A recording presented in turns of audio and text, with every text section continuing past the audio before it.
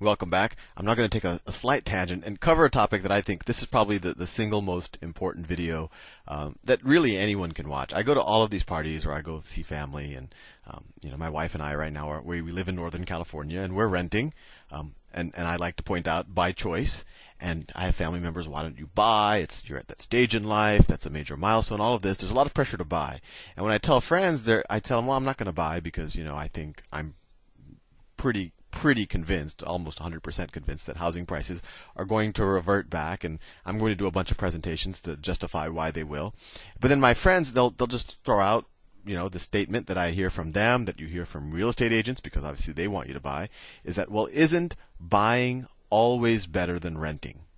And I think that kind of common wisdom comes out of the notion of when you have a mortgage, or when you borrow money to live in a house, every month that money that you give to the bank is kind of going into savings. That's the perception. While when you rent, that money is just disappearing into a vacuum. And in this video, I'm going to work through that assumption and see if that actually is the case. So let's say I have a choice. Let's say there are two houses. This is house number 1, and this is house number 2. And let's say that they're identical houses. These are, 3-bedroom, 2-bath townhouses, someplace in Silicon Valley, which is where I live. And I have I want to live in one of these houses. I'm indifferent to which house I live in because they are identical. So living in them is the identical experience. I can rent this house. So I can rent this house for $3,000 a month. $3,000 a month.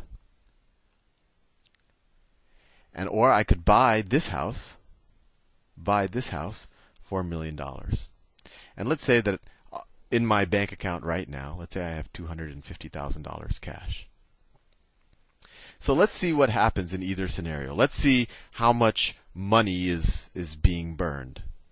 So in this scenario, what happens? I'm renting, so in a given year, let's just see how much money comes out of my pocket. So in a given year, I pay $3,000 times 12 months. So I lose $36,000. So I'll put a negative there because that's what I spend in rent. $36,000 per year, and per year in rent. And then of course I have that $250,000. I'm going to put that into the bank because I have nothing else to do it. I didn't buy a house with it. And let's say that I can, in the bank, let's say I put in a CD and I get 4% on that. So let's see, 250, that's what, $10,000, I think. It's 0.04. Right, I get $10,000 in interest a year on that. So I get $10,000. So plus $10,000 a year in interest. So out of my pocket, for the privilege of living in this house in Silicon Valley with beautiful weather, out of my pocket every year goes $26,000. $26,000. So that's scenario 1. Scenario 1. So what happens if I give in to kind of the peer pressure of family and realtors and the mortgage industry, and I buy this house for $1 million? Well, I only have $250,000, which is more, frankly, than most people who buy $1 million houses have. But I have $250,000 cash, so I need to borrow $750,000. So I take out a mortgage for $750,000. And I'm going to do a slight simplification, and maybe in a future presentation I'll do kind of a more complicated one. In a lot of mortgages, when you pay your monthly payment, most of your monthly payment, at least initially, is the interest on the amount that you're borrowing, and you pay a little bit extra on that to bring this value down. That's called paying off the principal. You can also take an interest-only loan, but the component of the interest is the same. Essentially, when you take a traditional mortgage, kind of a 30-year fixed, every month you're paying a little bit more than the interest just to take down the balance. But for the simplicity of this argument, I'm just going to say that we're doing an interest-only mortgage, and then maybe with any extra savings, I can pay down the principal. And that's the same notion. And right now, if I do 25% down and I'm buying $1 million house, so I'll have to take a $750,000 mortgage. I don't know what a good rate is, 6%? So let's say at 6%, 6% interest. 6% interest. So to live in this house, how much am I paying just in interest? Well, I'm paying $750,000 times 6% a year. So 750 times 0.06 is equal to $45,000 in interest. $45,000 in interest. That's coming out of my pocket.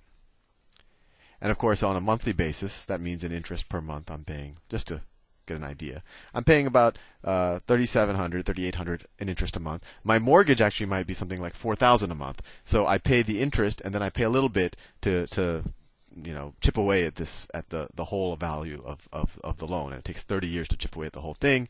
And over time, the interest component becomes less and the principal becomes more. But for simplicity, this is the interest that I'm paying, $45,000 a year. And then, of course, at a party when I started explaining this, it's like, but interest on a mortgage is tax deductible. And what tax deductible means is that this amount of money that I spend on interest on my mortgage, I can deduct from my taxes. I can tell the IRS that I make $45,000 less than I actually did. So if I am getting taxed at, let's say, 30%, what is the actual cash savings? Well, I'll save 30% of this. I'll have to pay $15,000 less in taxes. How does that work? Well, think about it. Let's say I earned $100,000 in a year, and I normally have to pay 30%, so I normally pay $30,000 in taxes. Right? This is if I didn't have this great tax shelter with this house. Now I have this interest deduction. So now I tell the IRS that I'm actually making $55,000 a year. And then $55,000, and let's say my tax rate is still 30%. It actually will probably go down but let's just, for simplicity, assume my tax rate is still $30,000. So now I'm going to pay $16,500 in taxes to the IRS. So how much did I save in taxes? Minus plus 30 is equal to. So I saved $13,500 from taxes, from being able to deduct this $45,000 from my income. So let's say tax savings. Tax savings. The tax savings plus 13.5K. Now, what else goes into this equation? Do I get any interest on my $250,000? Well, no. I had to use that as part of the down payment on the house, so I'm not getting any interest there. But what I do have to do is I have to pay taxes on my property. In California out here, we have to pay 1.25% in taxes of the value of the house. So what's 1.2? So taxes is property tax. And that's actually tax deductible too. So it actually becomes more like, 0.75 or 1%. So let's just say 1%, just for simplicity. Property taxes. So 1% times 1 million, that equals what? 1% of 1 million is another $10,000 a year in property taxes.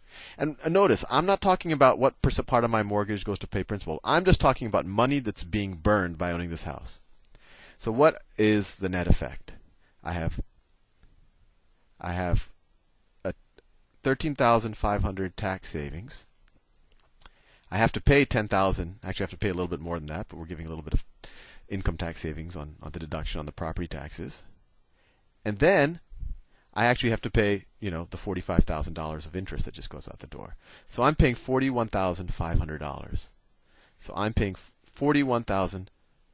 Notice, none of this $41,500 is building equity. None of it is getting saved. This is money that is just being burned. So this is a completely comparable value to this $26,000. So in this example, and this example is not that far off from real values. Out here in the Bay Area, I can rent a $1 million house for about $3,000. But in this situation, I am burning every year $41,500, where I could just rent the same house for $26,000 out of my pocket when I adjust for everything. And then people, a couple of years ago said, oh, but houses appreciate, and that's what would make it up. But now, very recently, we know that that's not the case. In the next video, I'll delve into this in a little bit more.